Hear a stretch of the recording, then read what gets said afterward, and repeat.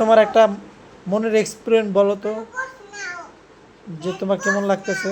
আমার অনেক ভালো লাগতেছে, আজকের খাবারটা আমার আসলে খুব ভালো লাগতেছে। ঠিক আছে, তাই না? কিন্তু গাইস দুপুরে খাওয়া দাওয়া করছি না, খাওয়া দাওয়া করছি না না করছি মনে হইতেছে না, এখন ভালো লাগতেছে। আচ্ছা সুমনা, তোমার এমন কোনো স্মৃতি আছে খাইতে খাইতে তোমার মনে পড়তেছে? হ্যাঁ আমার মনে পড়ে, বলো তো। আমার জিন্দগিতে আমার বন্ধুদের সাথে একসাথে খাইতে বললে এরকম অনেক মজা হয়, অনেক মজা করে খাওয়া দাওয়া করি। এখন বোনদেরকে অনেক মিস করো? অনেক, আমরা চারটা বোন না যেন, আমরা চারটা বান্ধবী।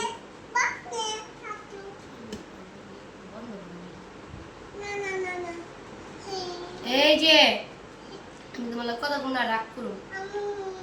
ওই যে সবাই পচা বলতেছে না তোমারে, দেখো গাইস সবাই ওরে পচা বলেন তো, ওই আমার বিরক্ত করতেছে, জ্বালাইতেছে, ওরে সবাই পচা বলেন আপনারা।